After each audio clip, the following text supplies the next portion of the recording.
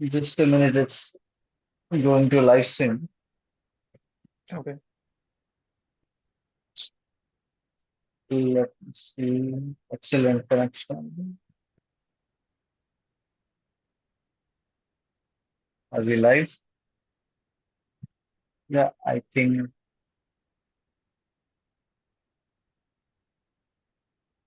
just a minute. Let me check. I think yeah.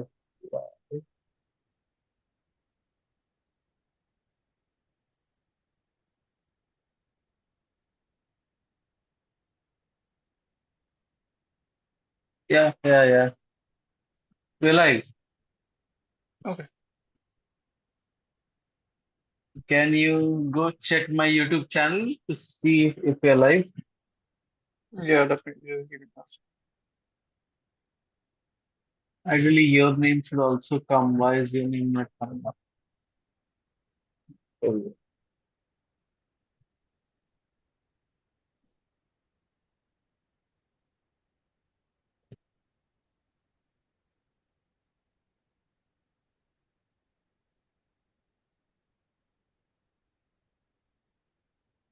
come. Why is your name?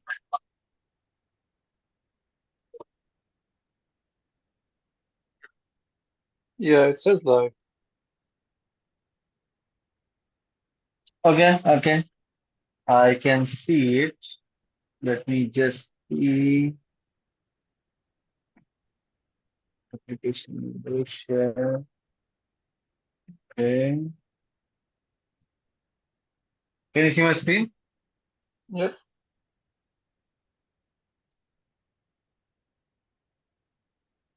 Okay. All right. So let's do this. All right. So hi everyone who is watching us on live stream or you're gonna watch again later on. This is me and my friend, good friend Aesop, and we are back discussing some interesting movies and TV shows that we've seen recently.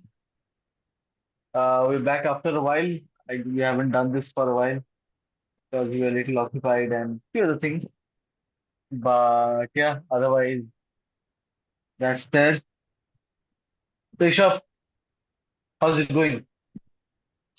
It's going well, man. How are you? Everything's good on my end. Watched some interesting movies and TV shows ever since the last time we spoke. So yeah, really looking forward to discussing it. And yeah, what about you? What have you been up to? Yeah, nothing much. Just watching a lot of content. There has Mhm. been a lot of good content recently. So thankfully, we have lots to discuss about and analyze. Yeah. Mhm. And of course, there has been, as you know, a lot of controversies as well. So that gives us an opportunity to see if the controversy is really warranted or not. Okay. Okay. Uh, because I feel that while it is, okay, like Okay. sometimes it is right to point out things, it's right to criticize, but how far is it fair to, you know, uh, Mhm. how fair it is to just, overthink it. Yeah. Okay. So in that sense, let's talk about IC814. Cool. Okay. First, broadly, tell me you've seen all the episodes, right? Yes, I've seen it. I saw it when it came out, and I found it interesting. I found that they did a good enough job to kind of tell this story in the manner in which they did. Yes. Okay. Okay. Uh, were you like really aware about the IC814 incident before watching it? I was actually, I was briefly and somewhat aware of all the things that transpired that led to the IC814 hijacking.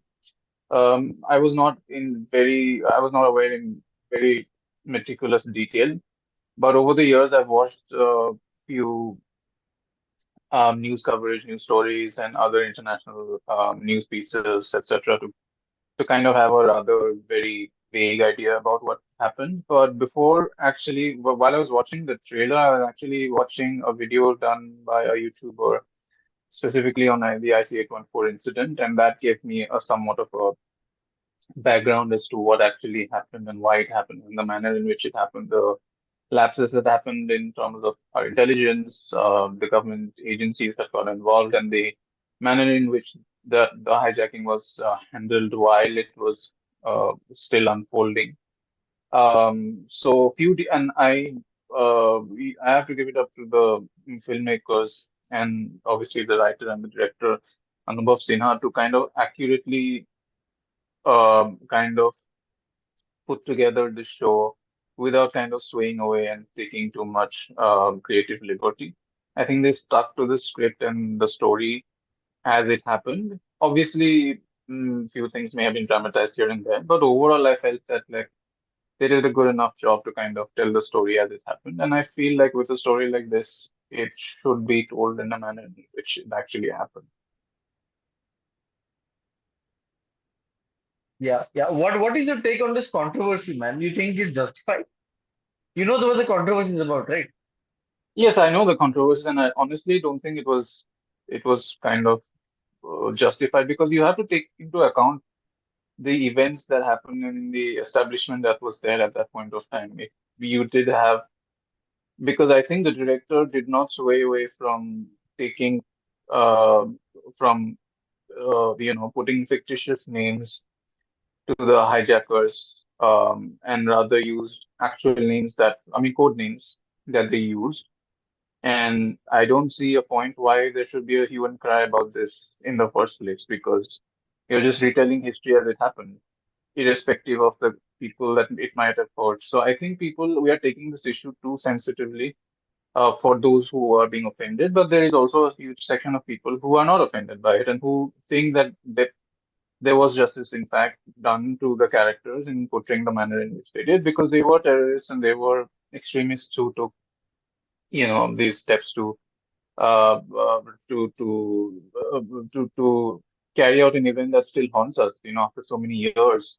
And so I Yeah, think that yeah. was a very minor incident, and to be creating a huge row over it, I think was totally unwarranted, to be honest. What about you? What do you think?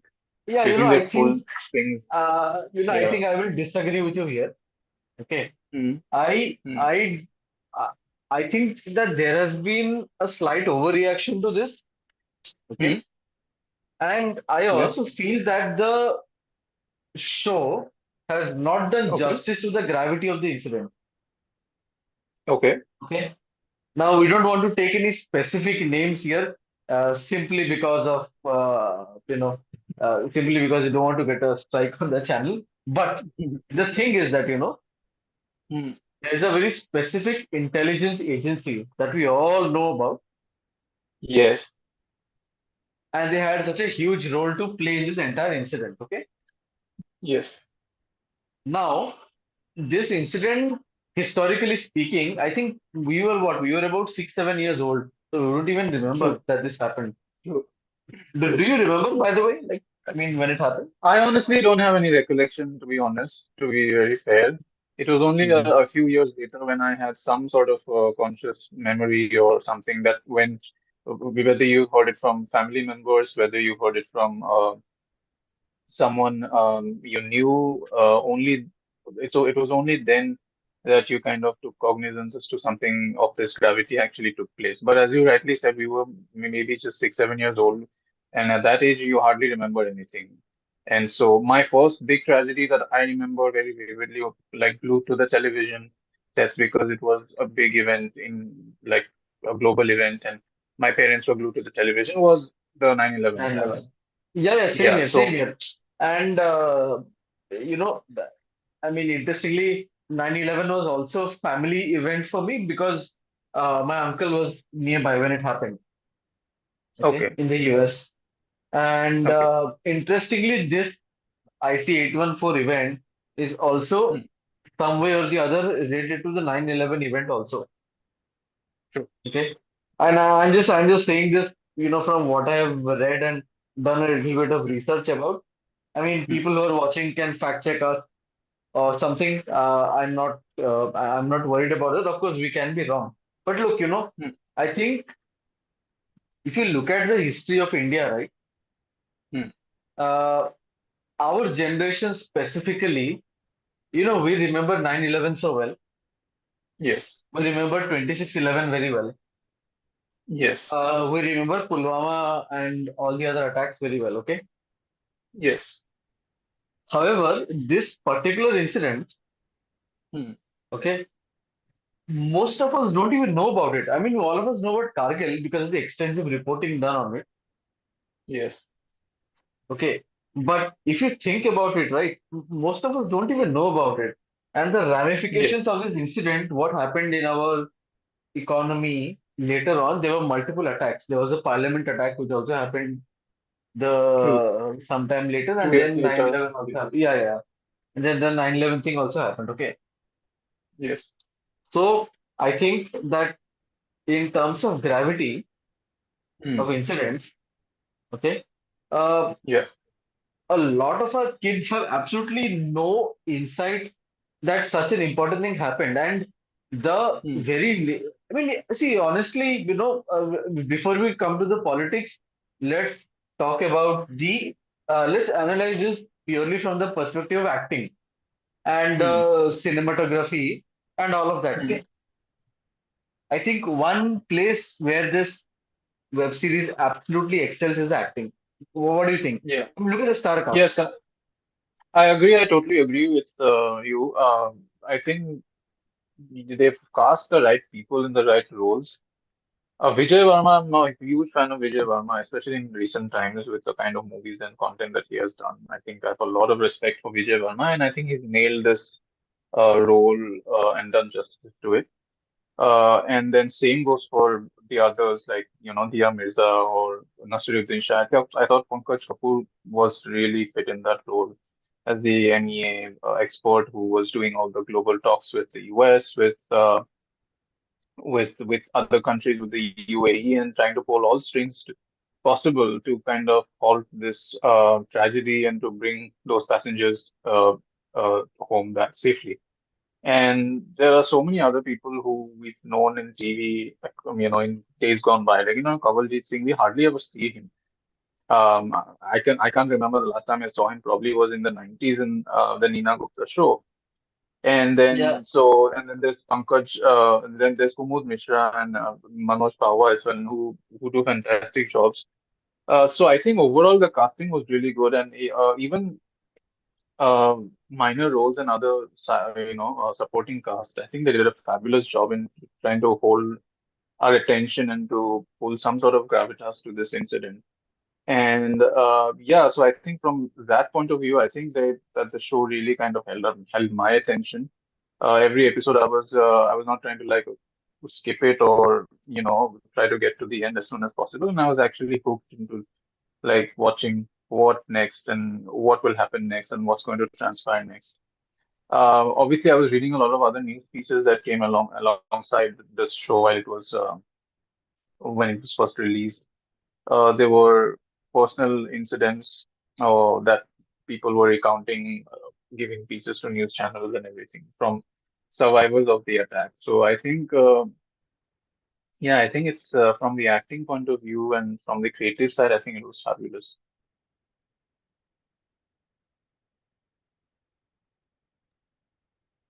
I will again, slightly not saying it for the sake of saying it, but Hmm, I felt that while the acting was great, okay, hmm, hmm, like Vijay Verma and Manoj Pahwa, Kumud Mishra, hmm, Patralekha, everybody has done a hmm, stellar job, okay. There is hmm, absolutely no doubt about it, hmm, okay. I feel that it could have been better, not by them, but by the hmm, other supporting actors, hmm, okay. Like, hmm, I mean, again, I come back to the gravity of the situation, hmm, okay. And somehow I felt that the entire show did not impact me the way it should have impacted me. Hmm. Okay. Like, Okay. I mean, if you think about it, right? Like Hmm. 9/11 has a dedicated day where we memorialize it all around the world, mostly in the Hmm. US. Hmm. Okay. Hmm. Uh, 26/11 as well. But we don't memorialize this particular day Hmm. as much, right? We don't, isn't it? Yeah. Yeah. Yeah, we just absolutely don't. Right? And I felt that somewhere the writers and the directors failed to add in that element of urgency in the show. Hmm. But I think this can also be like my personal bias because I know a lot about the show and the Hmm. history and the Hmm. background. So Okay. I felt that, probably that was kind of an issue. But Hmm. I honestly, at a point, got a little bored, whereas I should not have been getting bored. Hmm. It's such Hmm. a very, like an important, serious show that Yeah. involves so many serious topics. But I just could not like keep up, right? Like the Hmm. spy elements over here, Hmm. and whatever was happening. Hmm. Uh, I felt that I mean the 6 episode mini show was good. Like it is a limited Hmm. series, so that was fine. Hmm. But beyond that, I felt the writing could have been fast paced. Okay. Okay, I felt that the Hmm. writing could have been a little more serious, and Hmm. the screenplay should have like I sometimes could not connect with the urgency and the stress that the passengers were in. Hmm. Okay. I sometimes Hmm. I just could not. I mean, I don't know, maybe because I knew ultimately how it's going to end or something, but I did not feel the empathy. And this is not Hmm. because of like what was happening on the screen, but I think the Hmm. writing was not done in that direction. Hmm. Okay. Music and also I will forget. Not that I give it a lot of importance during any Hmm. of these during any of these shows. Hmm. But writing, I felt let me down. Hmm. And of course, my personal opinion is that this clearly, when currently also, like you can see all the controversy, like the government has taken offense Hmm. to it. Hmm. Okay? Now let's come to the geopolitical consequence of it. The government took offense to it Yeah. because at that time, the Kargil had just ended a couple of months ago, right? True. Yes. And that was the same year also where we did the nuclear test. Yes. In 98 we did the nuclear test, and then US Yeah, put yeah. sanctions on it. Yes. Sorry, correct, correct. Before that, right? So Yes. when we sought help from other countries, all of them denied because of the sanctions. Yes. Yes. Okay. Now this part is also where it is shown or depicted in the show, but it's not like shown completely. Hmm.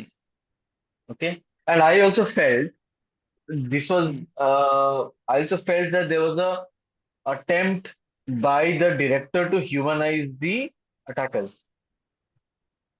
Okay. Yes.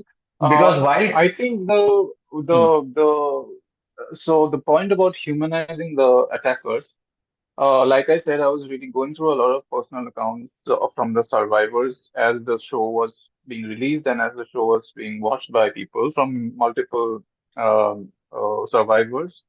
One of the key interesting facts that came out was that attackers were surprisingly very nice and kind to all the like all the passengers.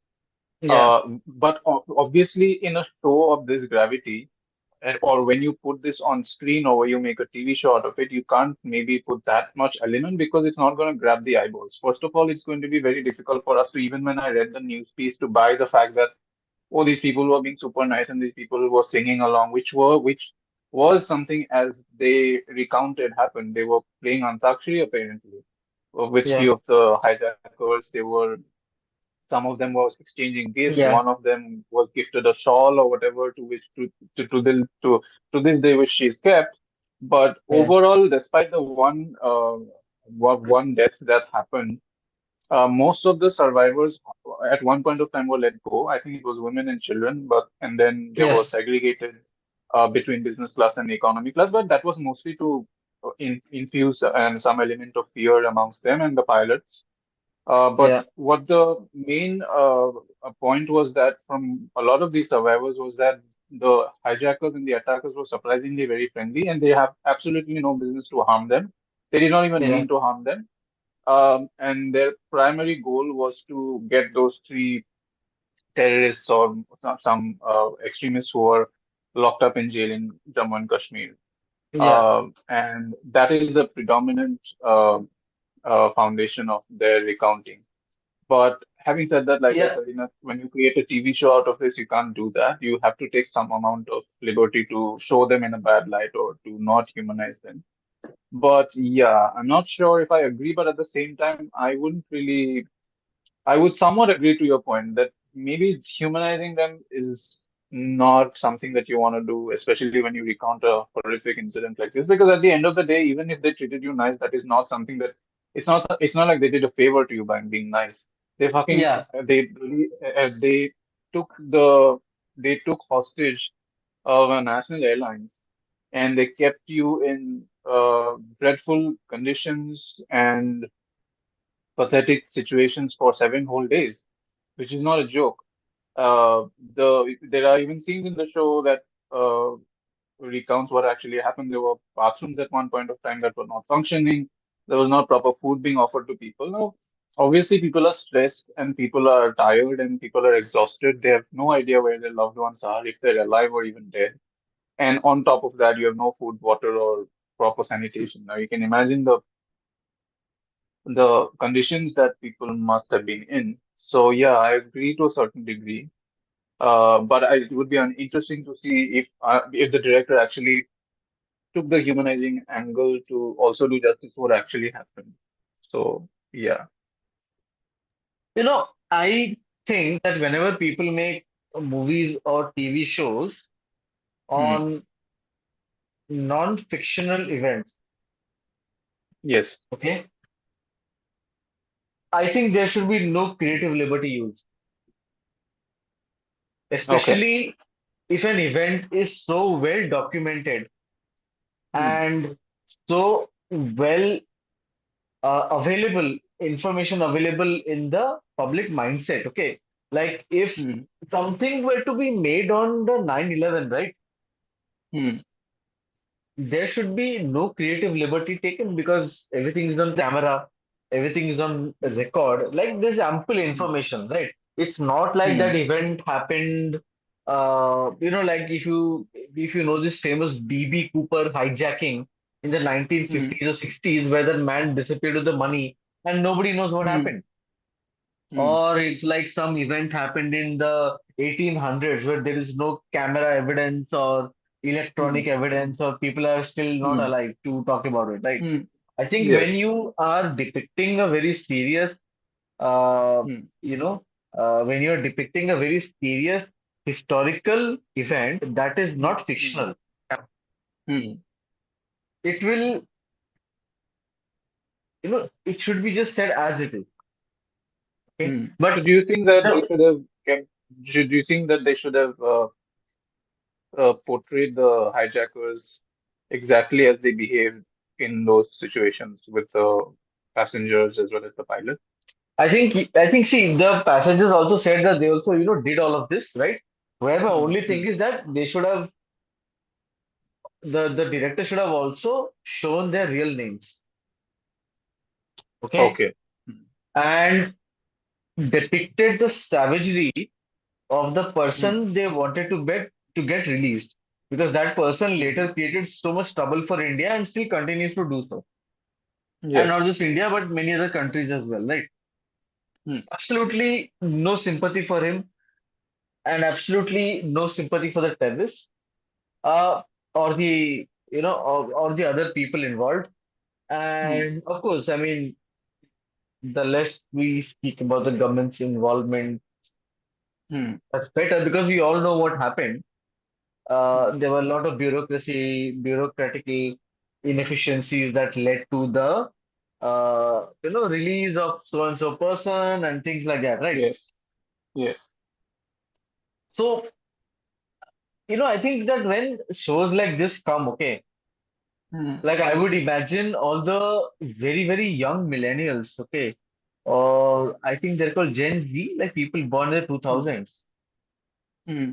Man, they wouldn't even know that prior to 9/11 and this, airline travel Hmm. was like railway travel. You can literally walk in with anything.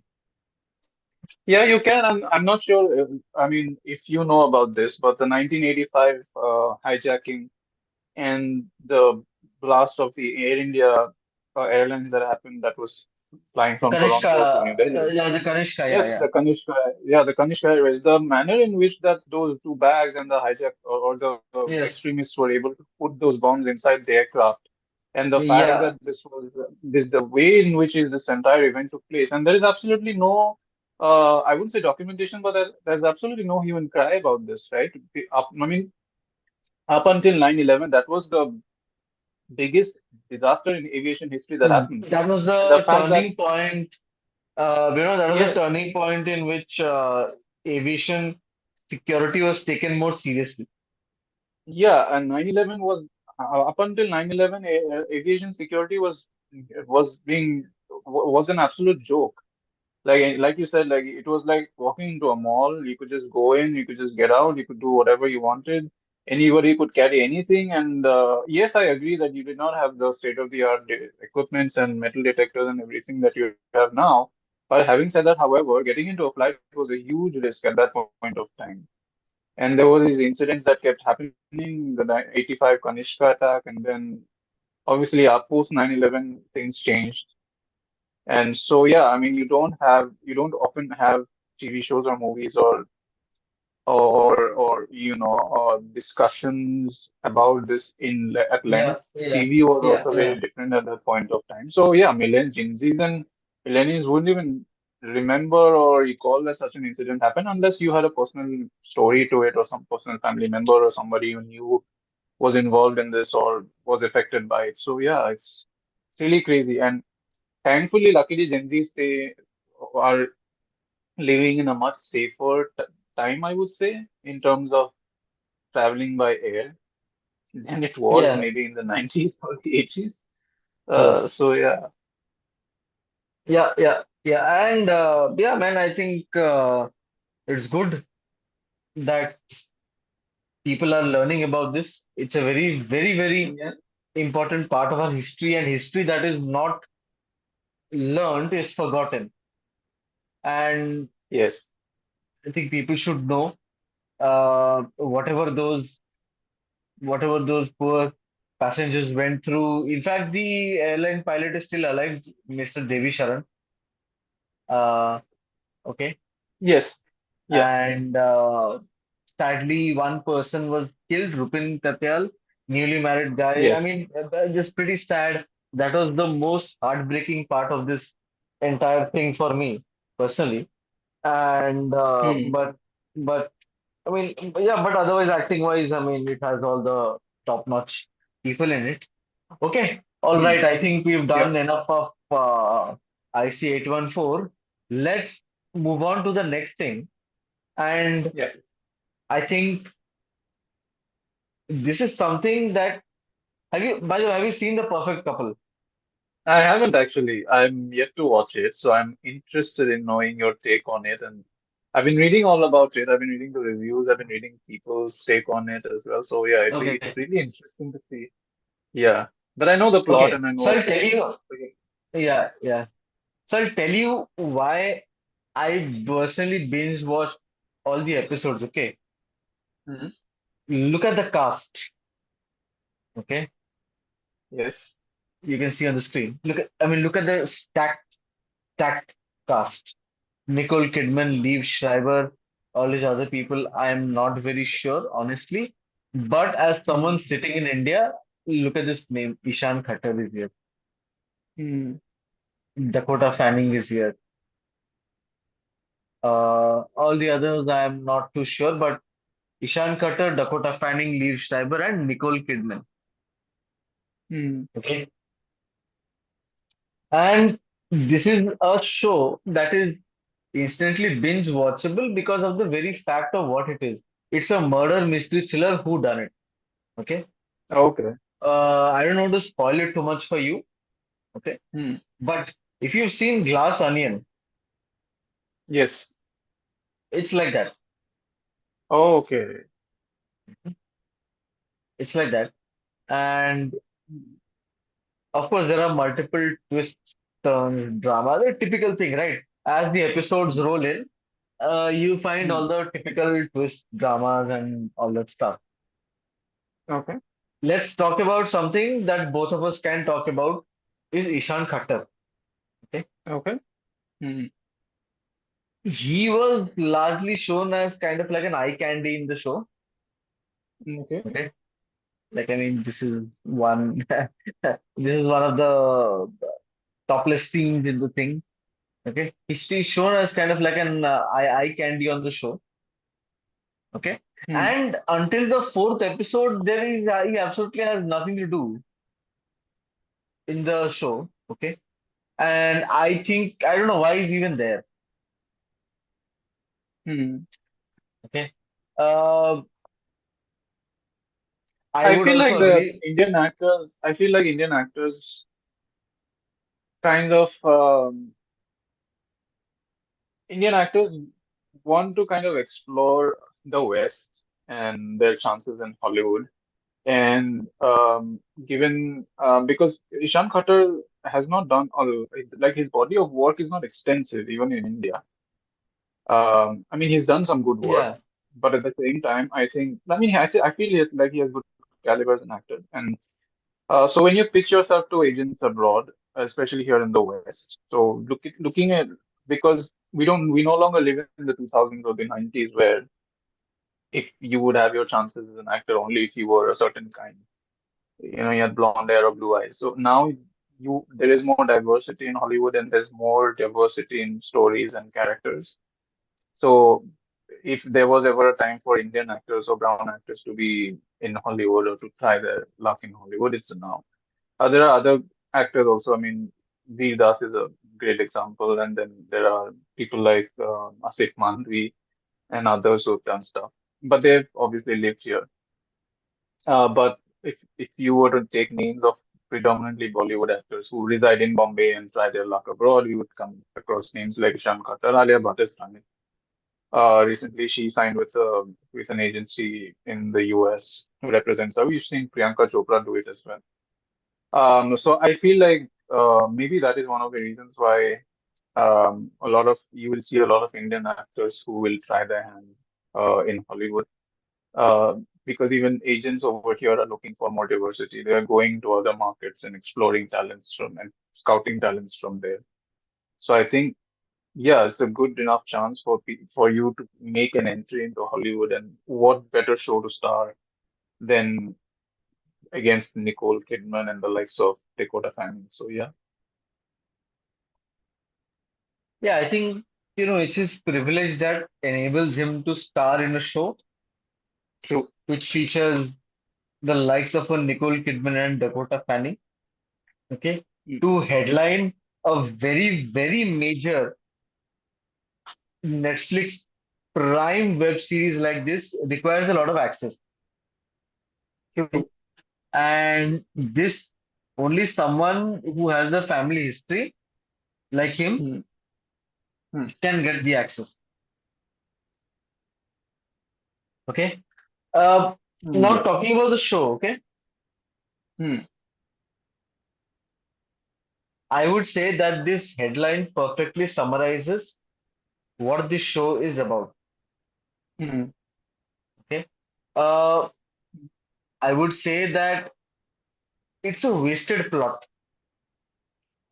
mm, Okay. It's an absolutely wasted plot. Like, mm, after a couple of episodes, I mean, you sit and try to figure out as to and what's exactly happening. Where did I lose the Hmm. plot? Okay, Hmm. where did I lose my train of thought? Okay, Hmm. like it becomes some sort of family drama. And Hmm. Isha, what's the worst part about this show is that this Hmm. Hollywood show, okay, Hmm.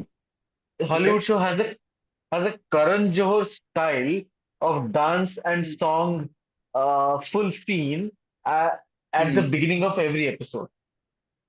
Hmm. Okay, like I think this show was made to make India happy, Hmm.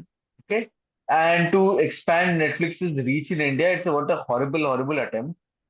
Okay, but what started off with some promise. Okay, so the show, Hmm. without spoiling much, I'll tell you that the show gets into momentum very quickly. Hmm. Okay, very, very quickly it gets into the plot, which is somebody dies, Okay. and somebody dies, and somebody is on screen, and then there's a lot of suspects. Okay, Hmm. of course. Okay, I mean there are 15, 20 people, so almost everybody's a suspect. Hmm. Okay, so that good way the show does not waste time into getting into things, Yeah. You but where know, it's the point, yeah yeah, the point you are making makes sense over here because this is what happens when you try and push yourself into Hollywood, like you said, with access and everything. This is what happens when you try and push yourself even, like I said, your body of work is not extensive. Ishan Khatter's body of work is not expensive, as extensive. In the West, especially if you need to make a mark as an actor, you have to show your body of work. First of all, to even break into the mainstream movie industry, you have to start off by doing all kinds of student films, which are great, by the way. And then because you're non-union, and then once you do get certain credits, then you can maybe approach an agent that, hey, see, this is my body of work. I've done this, I've done that over the last 2 or 3 years. Would you like to represent me? And then they see your work, they see how capable you are, and then they take you under their wing. Then after a certain amount of time, you get union status, and then your access to an opportunities kind of increase. And then after a certain point of time, then with your talent and luck and your hard work and right connections, you then maybe break into mainstream Hollywood films and Western cinema. The one name that comes into mind is Ali Fazal. yeah Absolutely yeah no yeah Godfather. Yeah, so if you look at his body of work, whether it's India or the work that he's done in the West, he's starred in but the shows and movies that he's literally yeah been cast against all the great names, and that was purely by his merit. Ishan, So that is sorry, the one. Ishap, one more thing. What was that actor's name who passed away due to cancer? Irfan Khan. Yes. Irfan Khan. Yeah, Irfan Khan, yeah. yeah, So you look at Irfan Khan also. I mean, he yeah, started his acting career in 87. By the time he broke into mainstream Bollywood, he was already shining in Hollywood. So he did yeah, not have a godfather. He did not have any means or reaches to break into Hollywood. But then his body of work was so strong and so solid, by the time he made that plunge into Hollywood, you could notice that what he was capable of. And then you had one movie after another, and all great blockbuster super hit franchises. So that's how you actually land yourself over here, and especially in the West. And this is when Irfan Khan started out in Hollywood. This was in 2000 or mid 2000s. We're talking about 2005, 2006. So there was no Netflix at the. I mean, at least it wasn't as big as it is now. Hollywood wasn't even looking to like expand itself to India and Asia. So purely by merit and purely by your caliber and capacity, and obviously with some stroke of luck and the right opportunities, being at the right place at the right time, those are the combinations that make you into some kind of a credible, strong actor that can pull audiences, not by just pushing yourself into the market. I would say even Alia Bhatt. I mean, I'm the movie that she did with Kal Gadot. I didn't like her character at all. I don't know what she was doing. For that matter, I would even say, with all due respect, there's only a few of the Western stuff that Priyanka Chopra has done that I really admire, but most of the other ones are just like typecast. and she's put into similar role. they haven't worked out for her at all. They haven't really worked out for her at all. I mean, I wouldn't really put together like if I were to look at all the work that she's done in the last 10 years in Hollywood, there's not much to kind of say, oh, this struck out for me or this, Nothing, yeah, For that matter, nothing even very Anup, yeah, memorable. or yeah, for that matter, even people like Anupam Kher and Om Kapoor, purely made by their own stroke of, Yeah, yes, sheer yes. gusto and gut and body of work. So yeah, Even like Deepika, right? Deepika yes, was in Triple X with Vin Diesel. yeah. Uh, was she in the Fast and Furious franchise? No, she was not. She was in the Triple X with Vin Diesel. But again, those are typical movies that you want to that these people get breaks into. That doesn't transpire into a solid Hollywood career. I liked what Kareena Yeah. Kapoor Khan said recently in a podcast or in an interview. I think I didn't watch the podcast with India. I just read it in a newspaper in the news Mm. piece. Where she said that I really like that she really gives it up to people like Priyanka Chopra who can actually move to LA. Like she feels that she is still very apprehensive of trying out in Hollywood and leaving everything behind and moving there, which Mm. basically emphasizing the fact that you have to make that shift to either move there or maybe move to Canada and Toronto, where a lot of the stuff are being shot, to Mm. actually make a mark in your career in the West.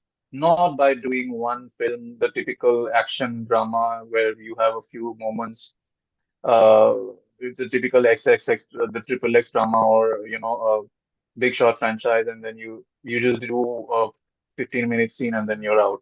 That's not a Hollywood Yeah. career. That's just like this article headline says. He's just eye candy. He's phony, farcical eye candy, nothing else. He's not adding much to the character.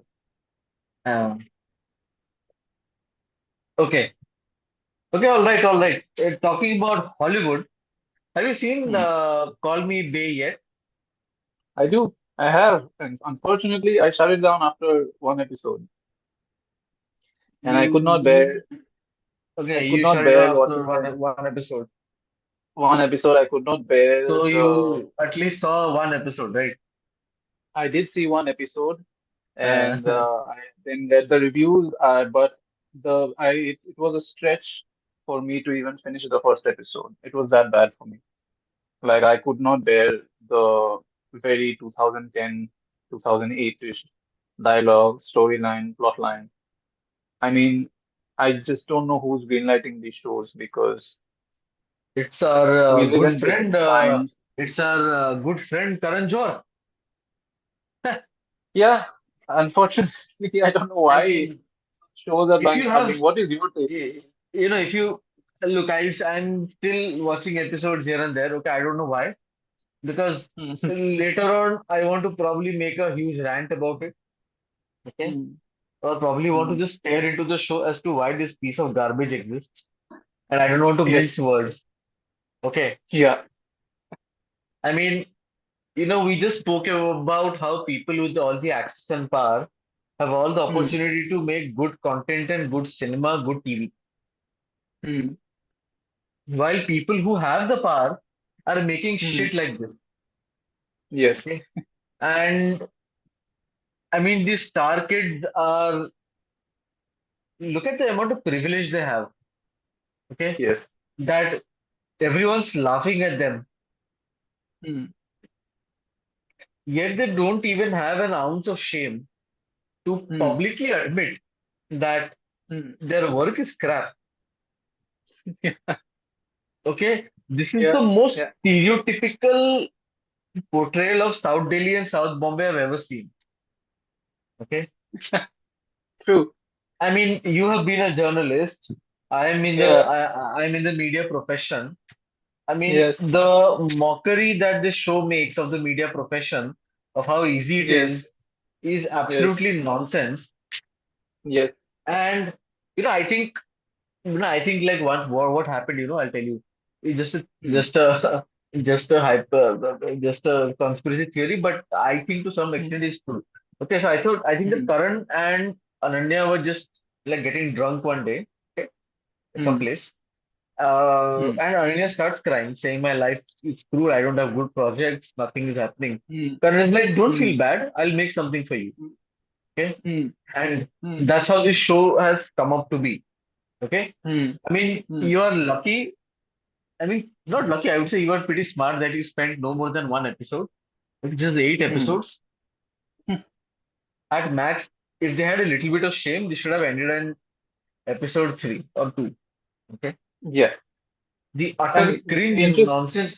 the Uh, yeah, and it's so interesting how you bring about this conspiracy theory because I want to bring about what an actual thing that happened behind the yeah, creation of the fabulous lives of Bollywood wives, where Karan Johar yeah, yeah. admitted that he actually the idea that came into the idea germinated while they were all going through a funeral, and all these ladies who also star in the show who are discussing about their bags and their luxury brands and what they were going to wear and how they don't have the proper clothing to go to the funeral, and they were making the most mindless discussions and gossip while they were driving. And Karan Johar finally just said, oh, you know what, we can actually make a show out of this. And then he got to his creative team and decided that they were going to create the fabulous lives of Bollywood wives. First of all, I don't know why those wives were chosen. First of all, to show the fabulous lives of Bollywood wives, all of whom stopped acting 25 to 30 years ago. Not that they were great actresses either, with all due respect, and I'm not mincing any words either.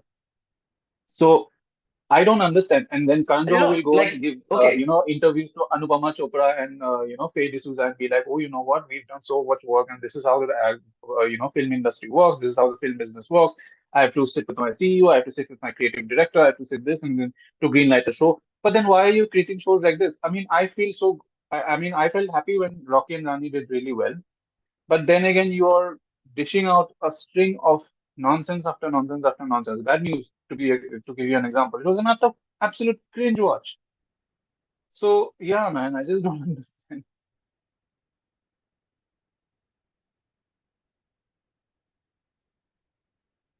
yeah, hello, are you there? Yeah. Yeah, my network dropped.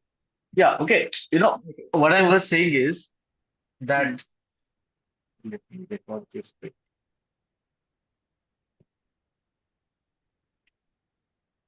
Okay. What I was saying is that at least Hmm. the fabulous lives of Bollywood wives, okay? Hmm. At least to some extent, that is not non-fiction. Hmm. Okay. People have all the right to be cringe in their lives. That's Hmm. their choice. Okay. Hmm. But as long as you are honest about it and it is Hmm. entertaining TV भी Hmm. चाहिए कभी कभार. Okay. Yes. Like all of us know that Big Boss is shit. It sucks.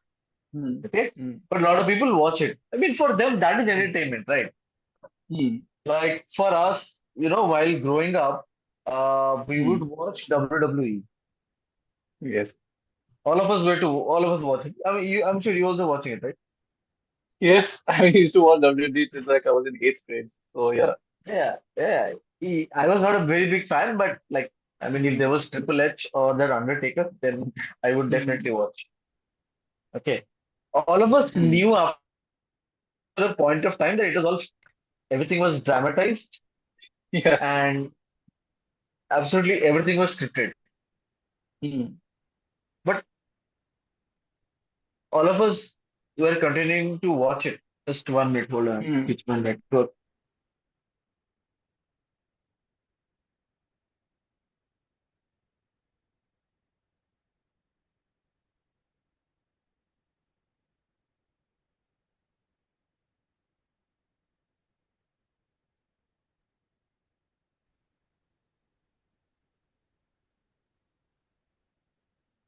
Ishab, am I audible? Yes, you are. Okay, okay, my net is back. Yeah, so I mean, like all of us knew it was utter fake. Okay, Yes. yet yet all of us used to watch it. And Hmm. and the thing is that every show like Fabulous Wives with Hollywood Wives, they are Hmm. very very aware of what they're doing. Hmm. Okay, so they know that what they are doing is crap. They are Hmm. showing a very like I mean this version of vanity that they have about themselves, their wealth, Hmm. their status. They are all living in nostalgia. Okay, Hmm. like I agree, they or their husbands, equally both of them, none of them have Hmm. good careers anymore. It is just Hmm. their kids who are trying to make for a name for themselves. Hmm. Okay. And that is what the entire show is about. But the show is self-aware. Hmm. And you and I are also as an audience self-aware. You know what Call Me Bay is like, Hmm. I mean, what imagine the worst thing that can happen in your life, okay? Hmm. Or or imagine a moment that is so embarrassing for you Hmm. is something that these celeb kids absolutely don't have. ठीक है उनमें शर्म नाम का कोई Okay. चीज है ही नहीं it is that bad okay Okay. it Hmm. is that bad I mean have you seen Emily in Paris Hmm. Yes, I have. okay have you seen Two Broke Girls Yes, I have. Two broke girls. Yes. okay imagine both of those shows were taken together Hmm. and somebody just saw episode 1 of each of the show and said कि ऐसा India Hmm. में पूरा 8 episode का हम लोग बनाते हैं sir ठीक है okay Okay, I mean, okay, look, episode one, okay? Episode one, I'll Hmm. tell you, one of the most Hmm. ridiculous shit I saw, and somebody pointed it Okay. out to me. Episode one Hmm. has Ananya Pandey in the jail, okay? Okay, Hmm. let's do a thing. Let's do spoilers for this show, whatever I remember, okay? Okay. Because not that this show is of Okay. any significance to our life, but it's absolute Yes. fun to riff on this show. And Yes. I think in the next episode that we do, Hmm. okay, once you've Hmm. seen, I don't know if you want to watch any more episodes. I don't want to put that torture on you, but let's Hmm. get somebody else who has seen a few episodes, okay, Hmm. and just absolutely like I mean, like get their opinion, okay, Hmm. and try to see as to what the fuck is happening. Okay. Hmm. So I'll tell you, okay. So in episode Hmm. one, okay, Ananya Pandey is in jail in Hmm. in CP, okay. Hmm. Number one, the police treats her very nicely for some reason. Hmm. Hmm. The Delhi police, Hmm. okay. Then number two, everybody is nice to her Hmm. in the entire police station. Hmm. And thirdly, uh, then thirdly, somehow the police doesn't find her. Or like I mean, if you get caught by the Delhi police, don't expect them to be very nice to you. Okay, Hmm. Hmm. like I mean, they're gonna be strict on you. Okay, Yes. okay, and at this moment, Ananya Pandey is penniless. She has no money. Hmm. Okay, because she married this rich guy for money, but this rich guy Hmm. caught her cheating with another person, Hmm. and so now she's penniless, sleeping Hmm. outside, whatever. Hmm. She is somehow released. She's somehow released from the police station, Hmm. and she has to go to the airport. Okay, Hmm. this other guy who is absolutely poor. Okay, and when I say poor, I mean uh, imagine Aesop like people in our time who used to stay in the Govindpuri area. The dirt poor. Okay, next to our college, Yeah. like Yeah. absolutely. I mean, Laknanda, Govindpuri. yeah, yeah. I Yeah. mean, imagine a rickshaw driver. Oh God. Hmm. Okay, that rickshaw driver is opening up Uber in his phone and saying, "Madam, why don't I book a Uber for you?" What the hell? Okay, so that is the level of uh, that is the level of writing in this show. Which never happens in real life, by the way. Yeah, yeah, which never happens. I mean, in Delhi, at this time, she would have been kidnapped or, I mean, She God would have forbid, been I don't want to kidnapped, say or anything, robbed. worst things would have happened to her, which you and I both know but can't say.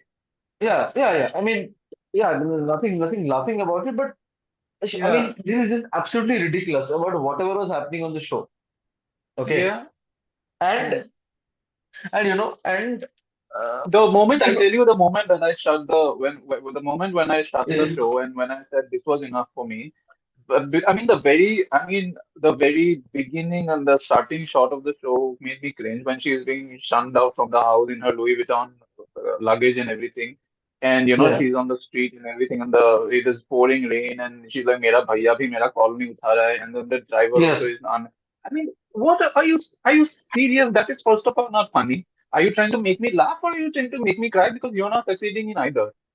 And Yeah. then she goes flashback and she's like, I was born with a silver spoon in her mouth, and she's in Paris, and then her mom is busy. I think it's Mini Mathur. I wasn't even paying that much Mm. attention. I was kind Mini of Mini Mathuri, yes, yes. so yeah, Mini Mathur.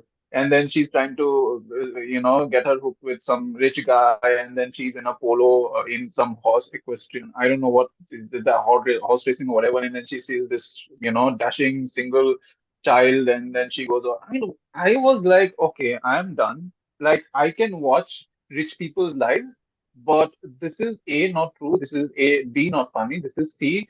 I don't know what this mixture is, and I'm like, I'm shutting this. So it was so bad for me, dude. It was so bad. Yeah, yeah, yeah. And ah, I think um, what really, really hurts me, okay, as someone who Hmm, loves cinema, is that we have so hmm, many talented people in this country. hmm, Okay, hmm, there's so many talented actors. There's so many other like full of talent. Like you're just talking about IC814. Okay, hmm, and hmm, this is what we get on a premier streaming platform like Amazon Prime. hmm, Right? I mean, what on earth is this? I mean, this is it's just I think like I said, Karan Johar and Ananya Pandey got drunk. hmm, Okay, and they just hmm. and Ananya Pandey was feeling sad because she has absolutely nothing in her uh, uh kitty. Belt. Yeah. Hmm, Yeah, yeah. And she said, Karan saved my career. Alia is doing so well. hmm, Uh, and Karan is like, don't feel sad. I'll make something for you. I'll have my writers and interns put out something for you. And the intern must be hmm, some 22, 23-year-old kids who've seen Emily in Paris. hmm, And they said that, hey, hmm. let's make Emily in Ghatkopar. Okay?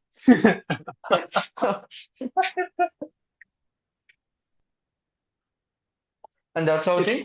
I feel like I don't know if any of these actors star kids, either I don't know if any of their parents or even they voluntarily decide to go and take some serious acting lessons. Like No, sometimes, no, no. sometimes a break can do you really good. First of all, especially when you're not making, I mean, I'm speaking this in terms of even any credible actor roles. After Yeah, you have, no. for that matter, even take example of Akshay Kumar or whoever, Hmm. if you've seen, if you are in a consistent flop, then maybe it's time you take, because you obviously don't have any dearth of money. What you can do is maybe take a few years gap, or maybe a year gap, work on yourself, work on your skills, work on your qualities, work on acting, get some acting classes, go abroad, whatever, go to the best schools, you have resources, but then get your deep together and then come back and actually prove to yourself that you can do better. And then Bro, when you put that effort, it will transpire onto screens and people will see that. bro, a lot of these star kids, okay, Hmm. they go to the John Barry and the Lee Strasberg in New York. Hmm. But what Okay. do they do there? Do they actually take classes? No, no, no. They just go for a holiday. Yeah. Okay. They just learn a few Yeah. things here and there just to get the Yeah. credibility that they have to be taken seriously as actors. Hmm. And that's just mostly it. No, Hmm. think about it, right? I mean, Hmm. you and I, we are paying for so many of these streaming shows. Hmm. Okay. And, Hmm. these star kids are so much into privilege Hmm. that they don't realize what an embarrassment it is. Hmm. Like it feels like Netflix is seeing this, and I think Amazon is also trying to compete with Netflix, saying कि उन्होंने Hmm. बनाया Emily in Paris हम बनाते हैं Emily in Ghatkopar. Hmm. Okay, Hmm. and I'm saying this uh, as of now Hmm. because I'm just reading on Hollywood Reporter that the Penguin is out apparently, Hmm. and it is an if you remember, Penguin stars Colin Farrell uh, Yes. from the Batman, and he apparently he's done a stellar job. And this is the first episode airs on 19th September. The early reviews are Hmm. out, and this is Hmm. what HBO is putting out, and this is what Amazon Prime is. putting out all this crap. I think, if you to think about it, Hmm. all the OTT platforms are so much in the race of Hmm. trying to get good content Hmm. that they're just trying to put out something so that they can keep people coming back and watching the show Yeah. or watching their OTT platform. People don't go out of it. Okay, Hmm. Hmm. so if you were to think about it, Hmm. literally none of us would ever talk about Amazon Prime. Okay, Hmm. unless they have some like good shows over there or once in a while. Netflix is something that all of us Yes. will talk about all the time. Yes. Okay. So yeah, that is our rant on Call Me Bay. Okay, Hmm. now let's talk about you. You have some time, right? Yes. I have. Yeah. Yeah, yeah. Now let's talk about the other big event that happened this Hmm. week, which is the iPhone launch. Hmm. Okay. Did you manage to Yeah. watch the launch? I didn't watch it live. I saw after the show was over. I watched it on YouTube. So yeah, I've watched clips of it. I've kept up with the news, and interesting your take on a lot of our Indian actors also present Yeah, there. So yeah, yeah. yeah. Let's talk about that. Okay. Hmm. Like at this point, Hmm. at this point, Apple is nothing more than an embarrassment, at least in the hardware department. Hmm. There is every year the phone is the same old nonsense. Bigger screen, Hmm. thinner bezel, better camera, Yeah. More cameras, and positions of the cameras change. the cameras change No, and I'm the saying make every year they change the position of the camera. That's it. is the position of the cameras, increase the prices, and stupid Apple fanboys Hmm. keep buying it. Hmm. Okay, and this time Hmm. uh, Hmm. they had nothing big to announce, frankly speaking. Hmm. Okay, Hmm. there were some Hmm. watches and this and that. Mm, Hmm. The only big thing, which I personally like, Hmm. because it's Hmm. going to help many people, is the AirPods is now a medically certified listening aid. Oh. So yeah, yeah. So that I think was very very very very interesting. Hmm. Otherwise, beyond that, everything else was just utter crap. Like you can see on the screen, powerful Hmm. possibilities, picture your best photos. Man, now every phone has the same capability. Okay, Hmm. but of Hmm. course, in the US, Apple is going to sell a ton of iPhones. The holiday Hmm. season is beginning in the US. Yes. Same in India also. The festive season, holiday season is going to come up here as well. And Apple is going to sell. Apple is going to sell iPhones. I think they will sell decent enough, but not maybe as much as they used to sell earlier. Hmm. But that aside, what on earth were Bollywood actors doing there? And that too, Aditi Rao, Hedari, and Siddharth. Siddharth Malhotra. I have yet to understand what they were doing. Not Siddharth Malhotra. This is that South Indian actor. Uh, this is South Indian actor Siddharth, Okay. Okay. Oh. Okay. Also, all right. right? This guy from Rang De Basanti and Aditi Rao Hedari. Like, what were they there Hmm. for? I'm sure they're a star couple, but I mean, are you trying to seriously get them to sell iPhones in India? Like, what on earth is happening? It was so bizarre. I saw that on Instagram actually, and I was like, "What is Siddharth and Aditi Rai? How are you doing there?" Like, I was trying to understand the logic behind it. For I failed, man. Like, I couldn't understand. Like, sure, you're making the iPhone in India, but does that need that kind of an endorsement that you call these I two? mean, like, if they had to endorse iPhone or Apple products, might as well just call me Bay was enough. I mean, Yeah, that I know. has Yeah, that was enough of an endorsement for Apple. What on earth was this? I fail to Like, understand, man. That was the same question I asked. And if you look at the comments, Tim did not cook. Yeah. Aditi, cook. Mhm. What's new in this phone? Cook. Just smile because it's the most powerful phone ever. Power button press. Pani selfie educa. I don't know this something. What the fuck is this? Even like people are asking, what the fuck is this? Like why is Tim Cook posting with these guys? Right at this moment, you might I as think at this well. point of time, I think at this point of time, Yeah. Tim Cook has literally run out of ideas as to what to do with Apple, what to do with the phones. And he's just putting a spectacle out of this by calling any Tom, Dick, and Harry under the sun and then hoping that the event would be a super success. I mean, sure. I mean, I'm not against calling Indian celebrities, but maybe call someone who has some sort of a global appeal, or maybe strategically think about it. Like, why would you just call anybody? With all due respect to Siddharth and Aditi Rai, I think Yeah, they're a and fabulous couple and they're fabulous yeah, people. But like, what is the logic behind calling them? Or why do you yeah, need to call actors from Bollywood to endorse the Indian, iPhones being made in India?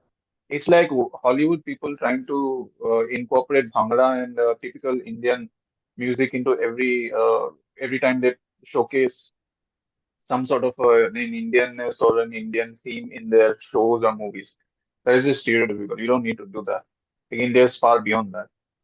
But yeah, yeah, I just fail to understand. and I mean,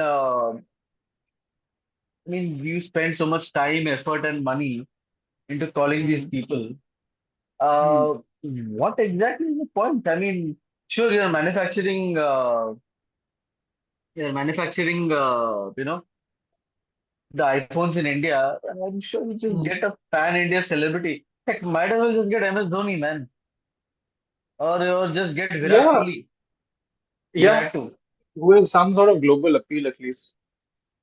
Yeah, yeah, it's some sort of global appeal. Yeah. All right. So, yeah, that is sort of mostly it. And Hmm. let's end it on a very scintillating discussion on the Pakistani cricket team. Okay, yeah, sure. Have you been following the Bangladesh Pakistan Yes, series? they beat Pakistan 2-0, right? Yeah, In Pakistan. in Pakistan. Yeah. And now Bangladesh is Yeah. going to play India. Hmm. So that is something I don't know if we are really looking forward because I mean we know what's going to happen Hmm. uh, in that series. I mean Bangladesh is absolutely nowhere close to what uh, Hmm. Indian standard is. But man, what a decline! What an absolute shame of a decline of Pakistani cricket. Hmm. It is a shame, and it is. I just we've had endless discussions amongst friends, and then you also see experts discussing this on roundtables and pre-cricket match shows and everything. But the reality is that Pakistan's decline somewhere has been on an ongoing process, and I feel like somewhere after the big names retired, the likes of Misbah, Shoaib Akhtar, and because even after people like Imran Khan and Ijaz Ahmed from the 90s and right through the early 2000s when Wasim Akram and Waqar Yunis retired, Pakistan still had a very solid cricket team. And, they had a good bunch of middle orders. They had some attacking openers. They had very fast, very, very capable fast bowlers like Shoaib Akhtar and then Mohammad Sami. So you had people coming in the ranks. So it's not as if there's any dearth of talent. And there was no PSL IPL at that point of time anyway. I think the attitude with which Pakistan played in the days gone by, 15, 20 years ago, is just not existing anymore. And once all these names also retired, Afridi and Akhtar and Yunus Khan, I would say post 2015, 16, 17, after 17-ish, I would say. Pakistan play well here and there every once in a while. You host matches in Dubai, they'll win everything. And but overall, I think there is absolutely no stability in terms of where Pakistan cricket team is headed. And a lot goes to the management as well because they have a changing management every year or every few months. Nobody knows what to really do. They have a PSL. They have some very good capable players, but you also need a good, robust system that knows how to pick players and then players who know how to perform at big stages. You put Pakistan cricket team under any sort of pressure nowadays, they will fumble. They could need 80 runs from 100 balls and they'll screw up that much as well. So it's not as if forget about winning from unwinnable situations. They have more often than not screwed up situations from where they could have won. Like to take recent examples in the recently concluded T20 World Cup. I mean, they lost matches against India, they lost matches against USA, and then now they've lost a home series against Bangladesh, which is really, really shameful, to be very honest. Which just goes on to show there is no direction, no vision, no mission as to what the team wants. You can get as many foreign coaches as you want. You can get Gary Custon, Jayasuriya, retired Tendulkar. You can get anybody into the squad, but the players have to go and play out there, right? There's absolutely no unity. I heard that, and this was in a TV room discussion among Pakistani senior players, that Babar Azam and Shaheen Shah Afridi are not even in talking terms. Can you believe that a Yeah, captain yeah, and his prime fast bowlers don't speak to each other? What kind of an atmosphere can you imagine? Like, what sort of an atmosphere you must have where your captain is not talking with your main fast bowler? And you have Iftikhar Ahmed, who God knows how old he is, still is a middle order batsman, and he has only one bat swing. He can't win a match for his team. The openers are never set; they don't know what they're doing. Babar Azam and Mohammad Rizwan have only one range of shots. They are T20 openers, and they get 36 runs in 10 overs. So where is the vision? Where is direction? Like bowlers don't know how to bowl. Fielders, they drop more catches than they ever have. But yeah, man, it's a very sad, insidious decline of Pakistan cricket. yeah. I mean, the amount of infighting that's happening, and because of Hmm. I mean, all the players are just focused on, creating their own Hmm. records versus playing as a team. At the end of Hmm. the day, I mean, cricket in the subcontinent is only reduced to what? Is it like now India, Afghanistan, Sri Lanka? Again, I don't know what consistency levels they are in. They played very well. Hmm. They played very well in the T20 World Cup, I think, to a certain extent. Hmm. But Hmm. I mean, what is left? I mean, like our rivals to India are now just a stupid joke because of the amount of nepotism that's happening in the Pakistan Cricket Board and Yes. the joke that they have become. They Hmm. used to be Sri Lanka used to be known for its spin attack. Okay, Hmm. and Hmm. Pakistan used to be known for its space attack, and now they're attacking Hmm. themselves. Yeah, I mean, for any good team to be performing, you need an overall good combination of bowlers, batsmen, and all-rounders and fielders also. I mean, Sri Lanka had gun fielders like, Dilshan, and you look at their previous teams. I mean, even 2000s, we are talking about ever since, you and I started following cricket. We did not follow much cricket because obviously in the 90s we were born, we didn't see people like Imran Khan or Arjuna Ranatunga and all those people. But in ever since we started watching cricket, I mean, who are the names that you can think of? I mean, look at Sri Lanka, you list so many names like Jayasuriya, Jayawardene, Sangakkara, Dilshan, then Muralitharan, Chaminda Vas, Malinga, and then, so many other players, this Pereira and Upul Tharanga who came in later on.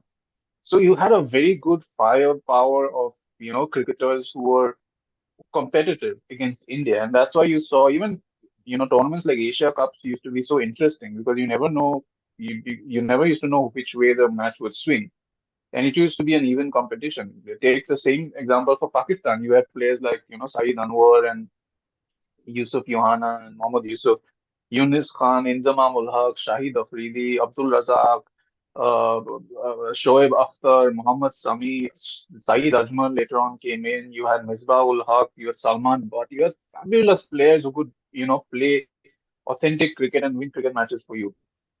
So you always have, whether you were playing bilaterals or you were playing Asia Cups or you were playing some tri-series, you never knew which team was going to win. So Uh, you always cricket in the subcontinent used to be so competitive, and yet now, as you said, it's been reduced to just one team, I would say, because yeah, Afghanistan plays well in T20Is and everything, but like yeah, they yeah, and still those make whatever. some mark in ODIs and Test matches. And Bangladesh, like I said, they're always an on and off kind of a cricket team.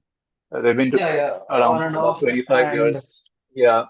And Not very consistent. barring India, every other Subcontinent, yeah. cricket playing nation Hmm. is undergoing through a terrible economic phase. Bangladesh for sure.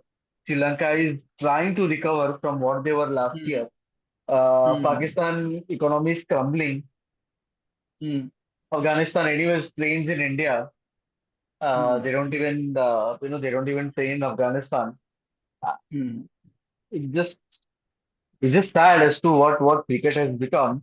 Hmm. Due to lack of this rivalry between India and Pakistan anymore. I mean, it's just a joke. It's just a formality anymore to watch India Pakistan cricket because we know what the outcome is going to be. Yeah, it's most likely 9 out of 10 times India is going to win, and maybe an odd time Pakistan might have a better day. But overall, if on cricketing terms, India is much more superior team than Pakistan.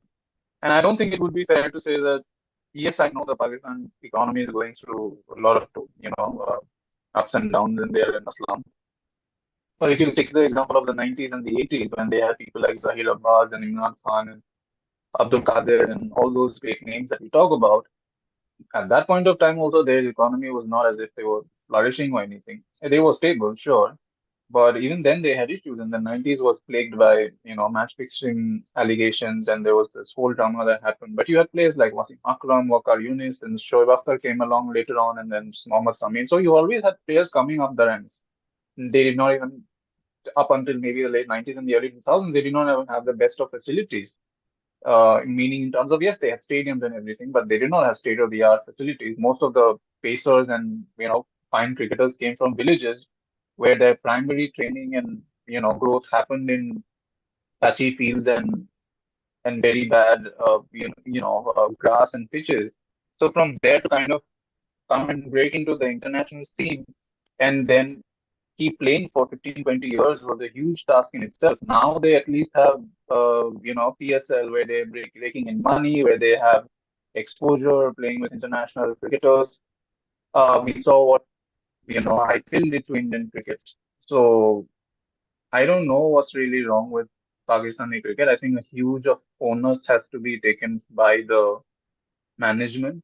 They can't keep changing every night and day, and a strong focus has to be made. Like you said, this cannot be, अरे उसका भतीजे को ले लेते हैं. Yeah, Yeah, yeah, Moin Khan's son is playing, even though he is not fit to play any sport, let alone cricket, with the kind of shape that he is in. yeah, Or Inzamam Ullah's nephew, just because he's Inzamam Ullah's nephew.